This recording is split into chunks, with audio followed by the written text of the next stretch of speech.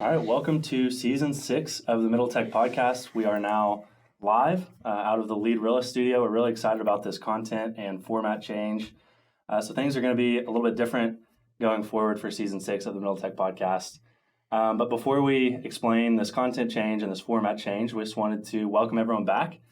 We've missed not being around for the a little bit of December, a little bit of January, but it was some much needed rest. So every year around the holidays, we've got a team of about 10 people at this point. So the team's really grown, and we like to take a break. For the holidays, we work really hard throughout the year. It's part-time for everybody, so we're doing this on top of our jobs. And, we like to give everybody a break and ourselves a break, that holiday season, just to kind of refocus and make sure we're starting off on a positive note, every new season. So here we're back. Yeah, and you mentioned it there. We all do this on top of our own jobs, and I think that's something that we want to incorporate a little bit more into season 6 is talking about, especially what Evan and I are doing right now, because we're both, Evan is building a Lexington-based startup.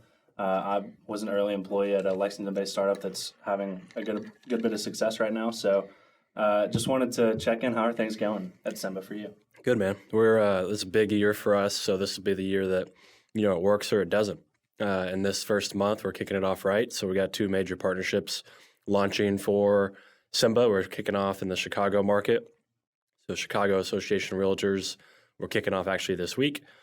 Same with the New England region in the United States. So we're kicking off some major relationships to get a lot of users. So it's 30,000 people we get distribution to as far as real estate agents go, and we need to close those. And team's going great. Raised a little bit more money here recently. So things are going good, and we're right in the middle of it, but this is going to be, the make or break year for us, which is just about every year for an early stage startup. But for us, it's definitely this year. Yeah, that's badass to be able to have that kind of distribution that early in the game. So congrats on getting to that point. We've kind of had a similar shift with Lead Rilla. We essentially were approached by a very large multi-billion-dollar company that asked to white label our software, which has set us down the path of turning more into a B2B SaaS company. That's where I'll leave it for now. We have some big press releases coming out next month, so I don't want to speak before we have those come out, but we've got a lot of big news coming from our startup as well that we're really excited about. So it's just really cool to not only talk about what's going on in the startup ecosystem on this podcast, but Evan and I are deeply ingrained in actually trying to build it ourselves. So we'll keep you guys updated on that throughout the season. Things are starting to pick up for both of those startups. So let's go over this format change real quick. We'll go over our sponsors, and then we're going to actually dive in here. So something we've been saying about Middle Tech over this break is we need to treat it like its own startup. That's something that Evan has kind of mentioned here and there, and as part of that, we want to continue iterating.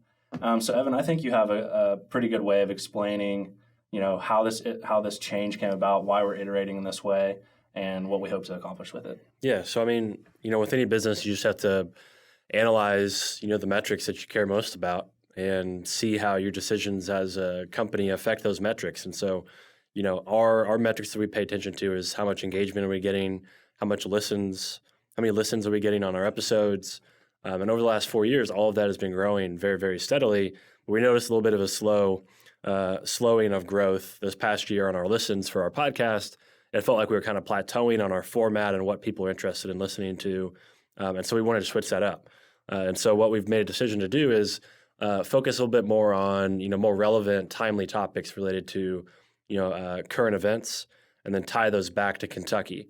And so a lot of those current events will be about Kentucky, but we also want to make sure we're covering current events from across the country, so that, people here in Kentucky can hear what's going on and get a perspective from outside of the state on current events and how we should be reacting to those current events. And then we'll take people from the community to comment on those events. So it's going to be much more news, current events. We'll still be highlighting companies locally, but we'll be doing it by having founders on the podcast to be commenting on, current events and how they relate to their business or their expertise that they work within every single day. And so still taking a very focused approach on Kentucky, but making it more global and news kind of oriented, again, with a tie back to Kentucky.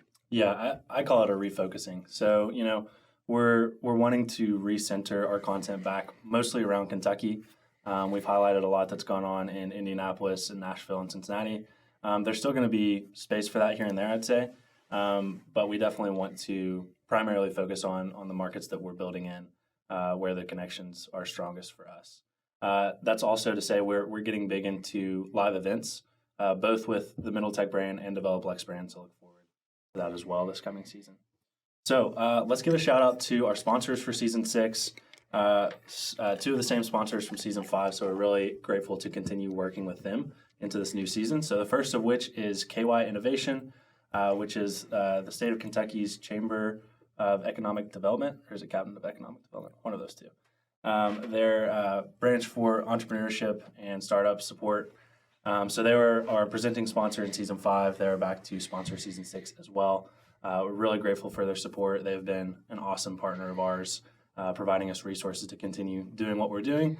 But on top of that, they also provide awesome resources for the entrepreneurs that we interview on this podcast. So check them out if you have not already. They've been huge. That's a great early sponsor we've gotten early in our business, and they're right aligned with what we're doing. So we're very grateful for KY Innovation. Yeah, and talk about Bolt Marketing and our friend Chase Fairchild. Yeah, so Bolt, local media company that is run by Chase and several other friends of ours, Chase Fairchild. They're doing great work. So their whole mission is to allow founders and entrepreneurs, creators of small businesses to focus on what they do best, which is operating their business, using what they're good at to create value for the community, and not have to focus on marketing if that's not what their main thing is. And so marketing is oftentimes an afterthought for founders that might be good at a very specific thing. And so Bolt is there to step in and make sure that founders can focus on what makes their business great while getting the reach that they need through marketing. So they've done a great job of that with small businesses here in Kentucky. Awesome. Rock on. So big thanks to our sponsors. Pumped to be doing another season with you guys. So let's dive into this new format. We're really excited about it. The way to think about this is, we had our Friday updates that we would typically do on Fridays at 8:30, where we talk about current stories. We're just doing a little bit more beefed up version of that. Like Evan said, bringing in local perspectives to that as well. So let's go ahead and dive into that. We've got some nice little tech tricks we're going to pull here to make this run smoothly. Let's see what we can do. So what we're going to do is essentially go through some of the top stories that we're following throughout the past week. So this first one, Evan, kick us off by talking a little bit about Amazon going through another round of layoffs, and we'll talk a little bit about the dynamic of unemployment, especially as it pertains to big tech. Yeah.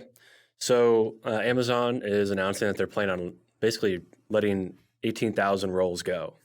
So that's a lot of jobs very quickly. To put this in perspective, we'll show you a chart of their employee growth over time. They've crossed over 1 million employees over the last several years, which is a crazy number.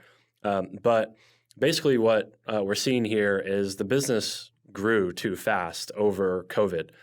They thought that the numbers that they were seeing as far as e-commerce, online orders during COVID would sustain itself, but it didn't. And so that's something that Amazon is now having to address. They overhired. They need to focus on profitability as capital gets more expensive. And so they're having to slash a lot of jobs. This is in the same day, actually, as Salesforce announced they're laying off 10% of their workforce, which is a substantial amount for them as well. And basically what we're seeing here again is capital is getting more expensive. You can't just grow. You got to show profits. So we're kind of seeing a reorientation of businesses around what their expense lines are and where they're spending money. Yeah, I think this is a story to continue following as we kind of head into what many are saying is going to be a recession here. Like you said it there. What essentially happened is capital became free and growth at all costs was essentially prioritized, and that just meant bringing on as many people as you could. And you can kind of see that in this exponential growth curve, which, Jake, it looks like it's not showing that on the screen when we share that and switch from tab to tab. So I'll try to figure that out live here. But bear with us, first live stream here. So we're trying to make sure you guys are seeing the right tabs. So along with Salesforce, we wanted to talk just about the current unemployment situation that came out in December of 2022 as well. So looks like the unemployment rate edged down to 3.5%, and that is directly from the U.S. Bureau of Labor Statistics reported here not too long ago as well. So what does this kind of tell you about the trend of where the job market is heading currently? I mean, the job market's actually really healthy. It's considered healthy in between 3 and 5%. And so we're right in that range. It's 3.5%. It's pretty healthy. That's one of the confusing parts about our economy right now. Is we're clearly in a recession, but the unemployment and kind of employment data is either lagging or it's just going to continue to stay strong. We'll see what happens. I would imagine that there's going to be higher unemployment as time goes on, but the job market has been extremely healthy for a long time after COVID, of course. We had a really strong ramp after COVID. There's a lot of speculation that, after COVID, a lot of people just didn't go back to work, and so that's affecting the numbers.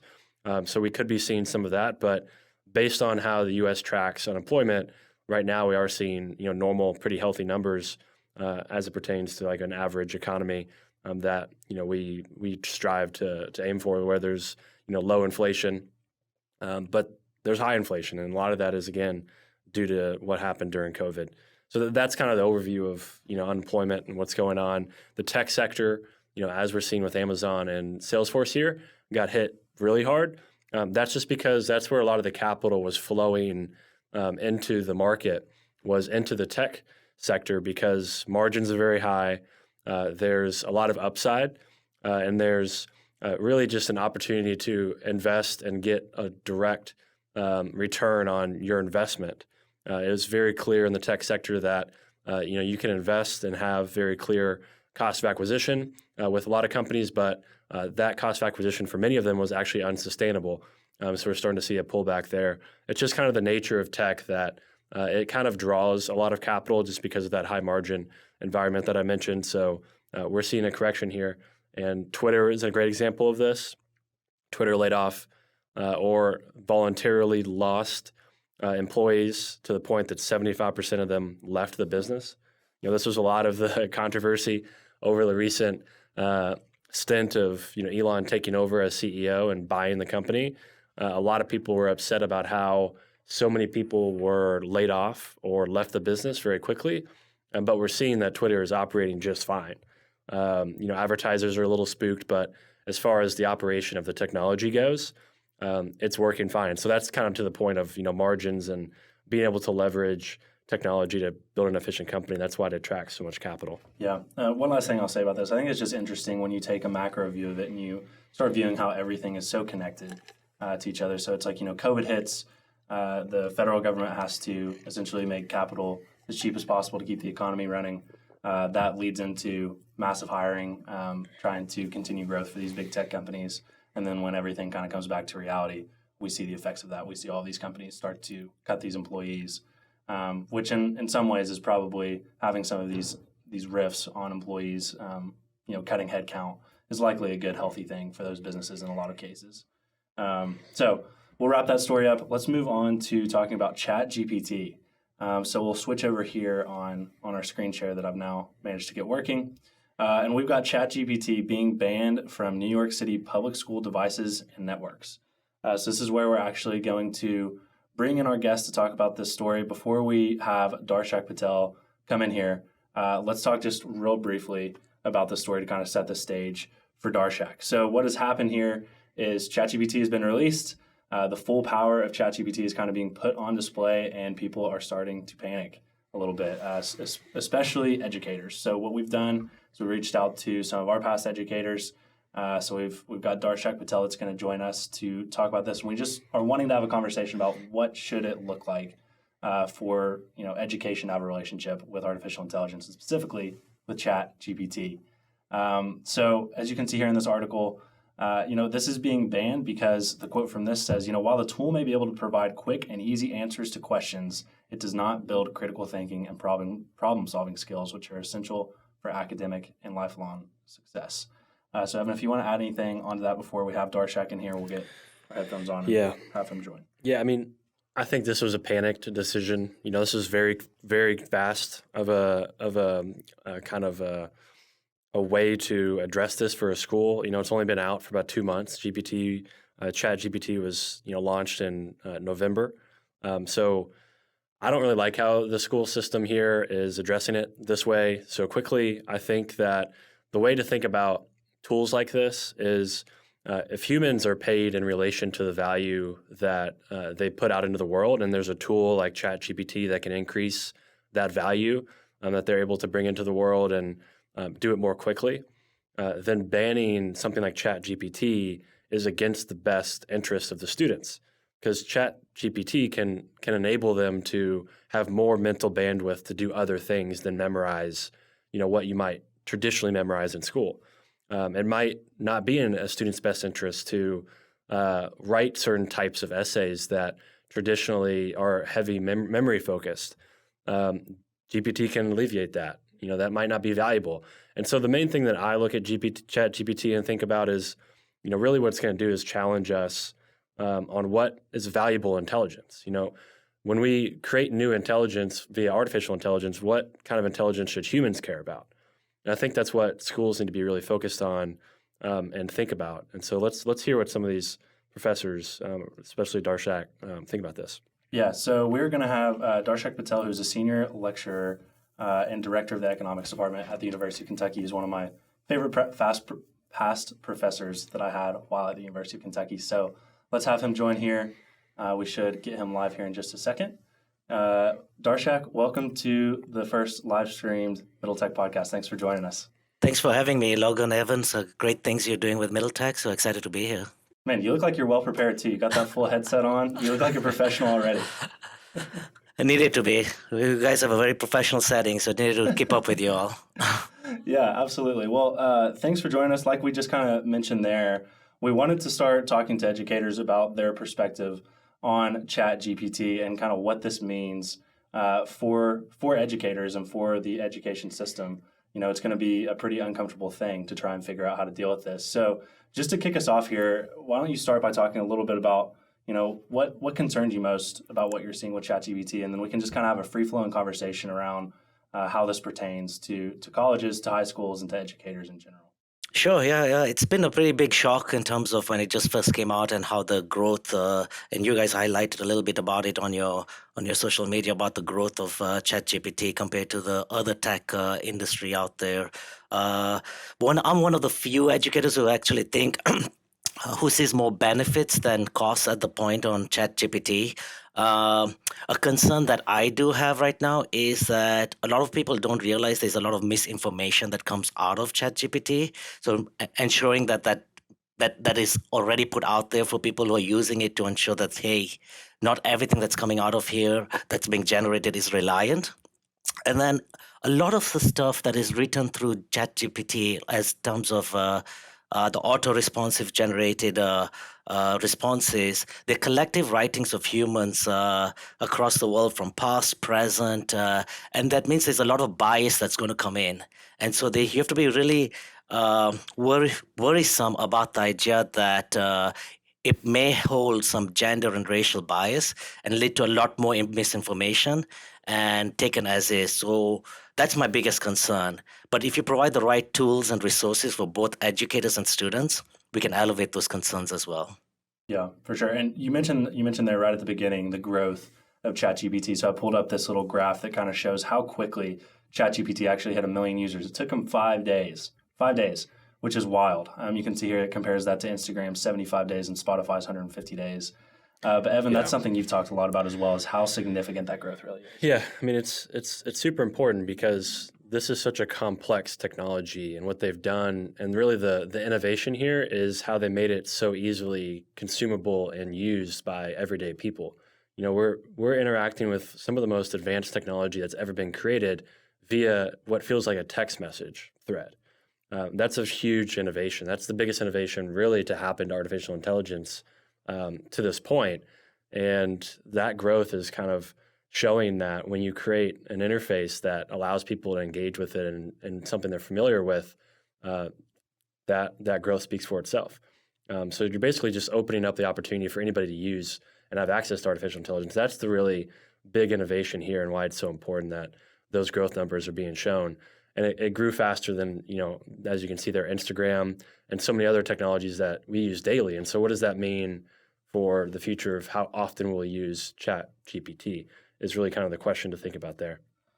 Yeah, and Darshak, talk a little bit about, what, if anything, excites you about this technology. Have you started thinking about how this is going to impact specifically, college courses and college education. There are a lot of things to be excited about, but I think we're still so early in it that it might be hard to see some of those things. So, talk about any use cases or things that have you excited. Yeah, definitely. I think that if some of your listeners have not tried it, it's great to go and play around with it. You'll learn a lot in terms of how it works and what you can get out of it. I'm just excited about a lot of unlimited potential opportunities that will come out of this. We spend so much time trying to get started with certain projects or coming up with an idea in terms of what's the next assignment to give to students, or what could be the next project, or even getting your student organizations and saying, hey, let's talk about your first cover letter, your first resume. This provides a great starting point. You can just put in a few words in terms of what you're looking for and saying what ChatGPT can guide you in terms of what your first starting point is and what your first idea is. The time that's going to be saved has great positive implications.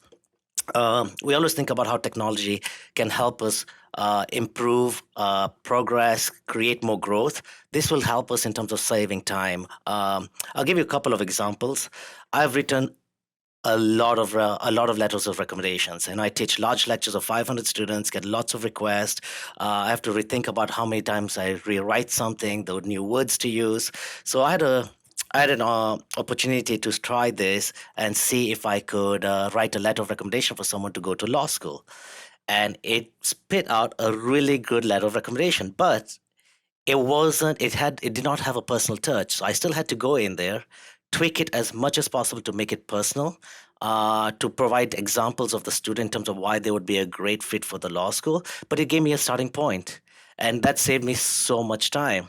I'll give you another example. Last night I was writing a report, and I put in a huge set of data, my summary statistics data, into this. It gave me trends. It wrote out really good trends, but it wasn't accurate. I had to go in and double check the numbers, and the numbers were not accurate. So I still had to go fix things. So your critical thinking skills will still have to come into play if you want to write a polished assignment or polished presentation to whatever assignment your faculty member has provided. So we can think about lots of examples: resumes, cover letters, writing reports, which a lot of elementary school and high school teachers will usually spend so much time writing. It'll help with that. Will help with a lot of learning disability, be able to write lesson plans. So just lots of opportunities with this.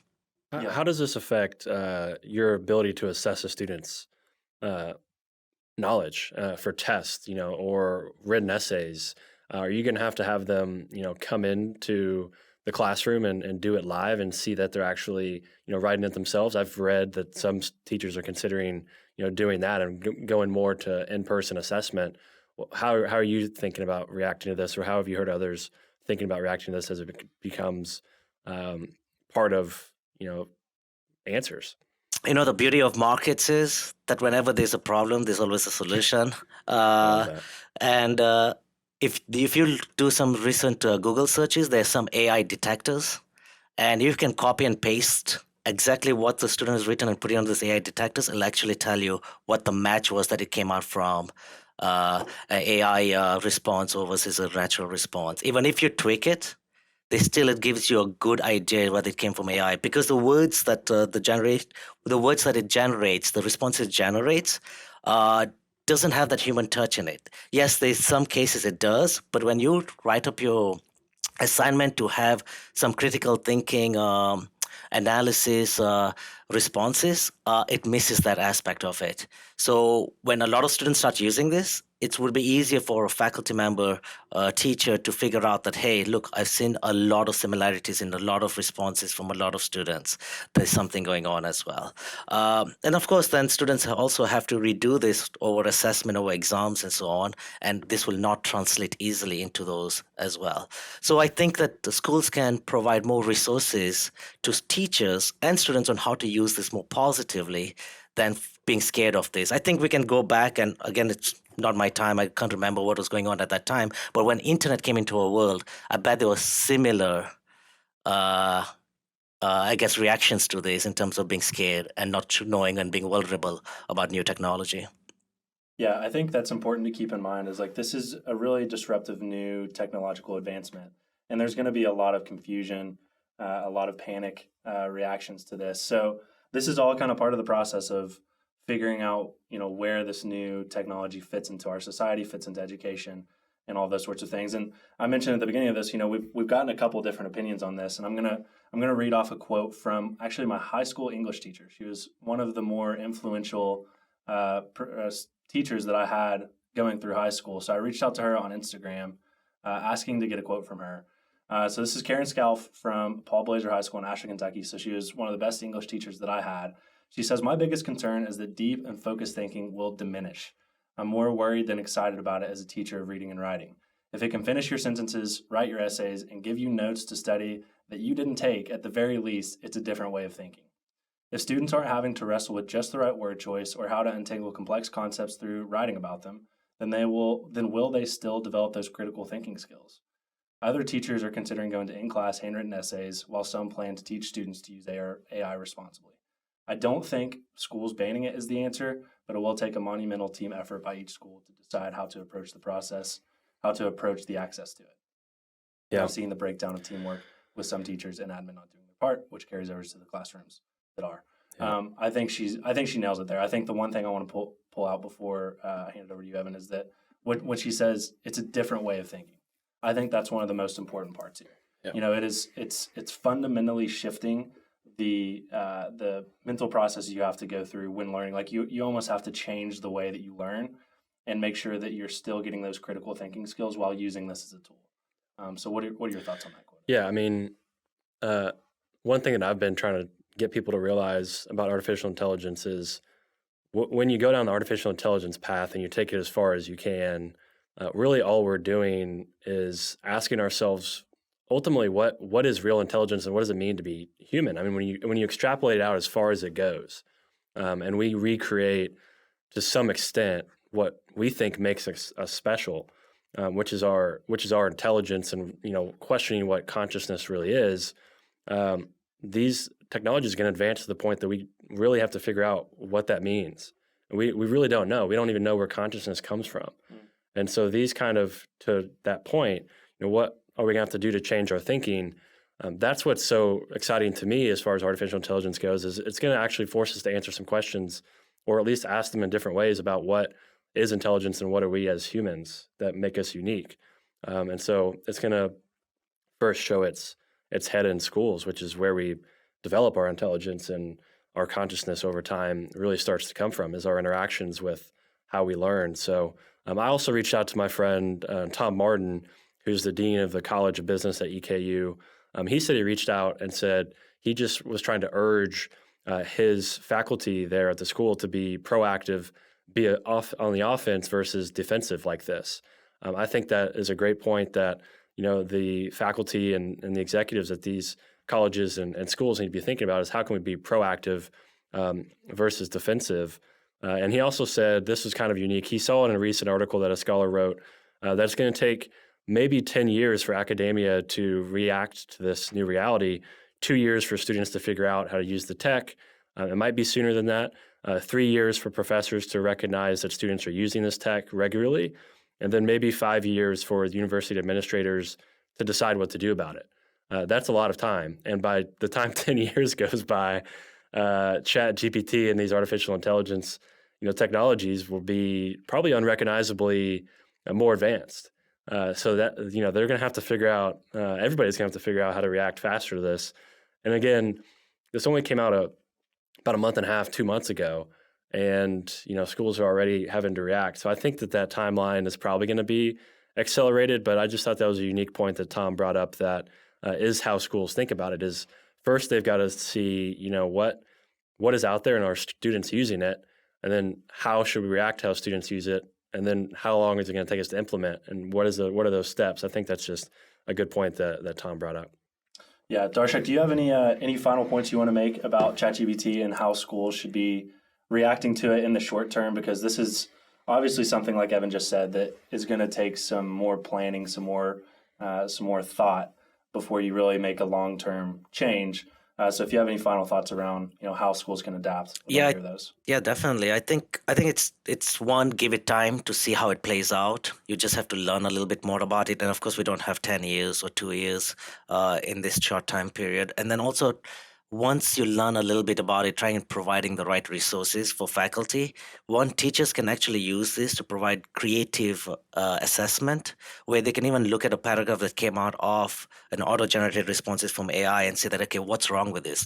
Let's critically think about each sentence that was posted out up here and see how we can write better off that. So there are ways to kind of think about how to push students to learn those skills that a lot of educators think they're going to get missing once they start using this AI. And then also provide the tools for students as well in terms of how to effectively and more positively use ChatGPT or any AI related programs out there that would really help them also, I guess, in one pace to look at all the opportunities that it provides as well. So basically, give it time, and with time, also provide the right resources for both training teachers as well as training students. I know here at University of Kentucky, we have the CELT, and we already have started providing training to teachers in terms of how effectively to use that as well. So yeah, those are my last thoughts on that. Yeah. That's good to hear. I know one of my last kind of take on this, and I call myself an optimistic futurist. I always try to think of the positives that could come from this.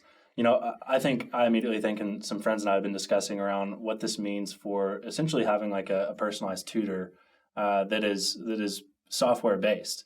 You can go in and you can, and this is not even connected to the internet yet, which I feel like is an important point to make. You mentioned it still has some misinformation that might pop up on it. And now Microsoft is planning on integrating this into their Bing search engine. When you connect this to the internet and you can truly get, a search engine-like experience that is presented to you in the way that ChatGPT functions, you can essentially ask it about any topic that you want to and then have it explain it to you at any level of complexity that you want to. And I think that's the most important part of this. That's the most exciting part of this when it comes to education, is now students are able to learn in a much more customized way through the assistance of artificial intelligence. So Darshak, thanks so much for coming on and sharing your thoughts here. It's been awesome to have you on and listen to kind of what's been talked about at the college level. So appreciate it, and we'll talk to you soon. Yep. See ya. All right. So let's move right along into some of these next stories that we're going to be discussing. So the next part of this is Coinbase has been hit with a $100 million settlement. So Evan, give us kind of the overview on what's going on here. I'll share my screen and we'll go over some of the stories that we've been following around Coinbase and some money laundering allegations here. This can be a quick one. So with FTX and so much of what's been going on in the crypto space, there's a lot of mistrust. Coinbase has not escaped that either. So here's some important things about what's going on here. So they've been fined $100 million by the New York Department of Financial Services over anti-money laundering and know your customer standards. And so I wanted to kind of explain what that means.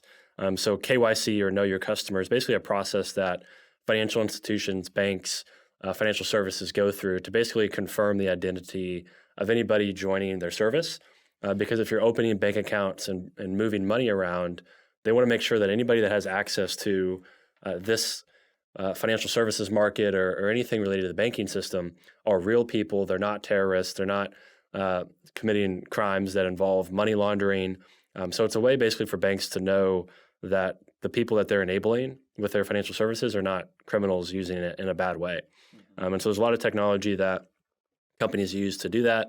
And Coinbase just didn't meet the standards. They allowed people using their services in ways that are not ideal. So if you scroll down here, basically they allowed a Coinbase customer to move money who previously was charged with sexual abuse crimes related to children. And that person, through Coinbase, was able to move money in suspicious ways through the crypto markets.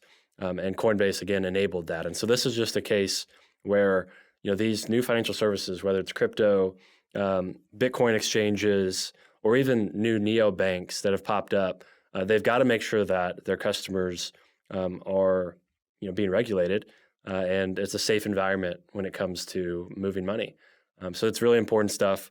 and Coinbase just got slapped with, again, $100 million of a fine, which one part of that is $50 million that's just going to come out of their bank account. The other $50 million is they have to invest heavily in their KYC and anti-money laundering standards and procedures. So that's kind of the whole story there. Yeah, the one last thing that, I'll just call it two kind of interesting details about this is first that Coinbase shares closed up 12% on this news. And I think what's interesting about this is kind of what their CEO, Brian Armstrong, says about this. And it says, despite the prevailing notion that crypto companies don't want to be regulated, many, if not most companies have been working with policymakers for years. I think that's what's something that is really needed in crypto is some more type of regulation. There's definitely a balance here. You don't want to have an overarching, amount of regulation that really hinders the amount of innovation that can happen, but also it can't be the Wild West. We're seeing that with the fallout from FTX. That's only going to continue as, we dig deeper into what actually happened with FTX. So I just thought that was an interesting point that the shares actually rose upon the news that they're investing into this. Yeah, you think if they get fined $100 million, the price of the shares would go down. But the reason they went up in this case, and you kind of touched on it there, is Coinbase was the first public crypto exchange. So they went public, which means that they're heavily regulated. Everything about the company is transparent. And so the reaction by the markets is probably the market saying, hey, I like the fact that they're being regulated here because it makes it safer for my investment. Whereas something like FTX that never went public and never had any transparency or good governance went to zero. So this is the market saying, hey, thank God that this is a regulated company. I'm fine with this kind of punishment because this means that they can improve going forward and that this is a transparent process. So good news there, and that's why the shares spiked. Yep, cool. All right, let's move on to this last story here, and this is just following along with our friends over at AppHarvest. I feel like a good antidote to this is, Evan wrote that article that broke down what had been going on at AppHarvest. We feel we have a responsibility to talk about what's going on plainly without having much bias in it. Obviously, we want AppHarvest to succeed. We want to see them do well. But we do feel a responsibility to be real about what's going on there. So that being said, we wanted to continue just updating on what's going on there, the good and the bad. Yeah, we've got some good news here. And we've got some good news to talk about here, which we're excited about. So just wanted to preface it with that. Evan, I'll pass it off to you to give us an update on what's going on with AppHarvest. Yeah, so there's a couple things that they released in part of their filings and 8Ks to the market. They're a public company, so all this is something that they have to report on and show investors. These are material events. So the first one is they're doing a sale-leaseback of the Berea property with Mastronardi. So it's a $127 million sale and leaseback to their partner Mastronardi, who is basically distributing their product. And so they grow the tomatoes, they grow all the produce, and then Mastronardi takes it to the grocers and sells it to the grocers for consumers to then buy. So this is a sale-leaseback. They're going to be paying about $9.5 million in rent over 10 years. There's 4-year renewal terms, and they're 5 years each. So basically what's going on here is they're selling their Berea farm to Mastronardi, and that gets them cash on their balance sheet that they can use for things like paying off debt, which they did. They took a loan from Mastronardi of about $30 million to complete that facility. And so now they can pay that completely off. They've got some other obligations they'll have to use that money for. But the important thing here, and this happens all the time in private equity, manufacturing, large capital-intensive projects that have some kind of real estate, you see leasebacks pretty frequently. This is a big part of what's going to make AppHarvest sustainable from a capital perspective, because the capital markets have now largely dried up for this kind of risky investment. So they're not going to be able to raise any more venture. They're not going to probably be able to go raise a whole lot from the public markets. They are likely going to be delisted soon. We'll see what that looks like. So these kind of leasebacks are a necessity. So this is a positive piece of information here on AppHarvest, and we'll see over time what the 4-farm network begins to net as far as revenue and profits to see how sustainable this is. But the big takeaway on this first bit of news is capital is hitting their balance sheet, which is oxygen for them at this point. They've got to figure out ways to get more capital or start to generate more revenue. Yep, for sure. And you mentioned it there, but just to really call it out, They also announced that their Richmond, Kentucky farm is officially open and has begun growing Campari brand tomatoes. So they've got that 4-farm network fully up and running, which is an accomplishment in itself. Let's not look over that. The fact that they built all of these facilities in like record time and got them up and producing tomatoes. So now from here, let's just cheer them on and hope they can produce the revenue that they need to continue business operations. I've been seeing the term thrown around and the kind of the statement thrown around. This is the largest controlled agriculture project in U.S. history. You know, as fast as they've built these farms, as many acreage as they've built now, this is the largest ramp up of anything like this on this scale. So that's a huge testament to their ability to execute on a construction and kind of development perspective this early on. Yep. And let's move on to this last kind of update from AppHarvest that is part of the story as well. And that's that they hired a new COO. So Tony Martin, who is now the new Chief Operating Officer, is coming in to optimize production, revenue, and costs across AppHarvest's 4-farm network of 165 acres. So really the main point of this entire story is just we wanted to highlight his background. He's got a nearly 12-year career with Windset Farms, one of the largest controlled environment producers and marketers of indoor grown crops in North America, with more than 250 acres in the U.S. and Canada. So this is, a good sign that somebody with that kind of experience is coming onto the AppHarvest team, dedicating their talents and their efforts to try and get this company to profitability and, save them from running out of capital or, worse. So, Evan, do you have anything to add based off of that update? No. I think it's important to see, again, this level of talent coming in, especially after David Lee's exit.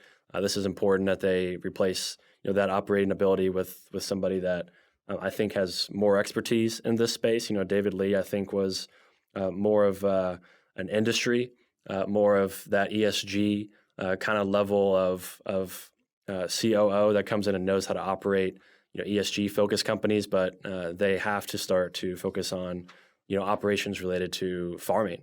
And that's what this man, Anthony Martin, has done his entire career is operate and run the financial parts of the largest indoor grow operation in the United States with Windset Farms. So big news.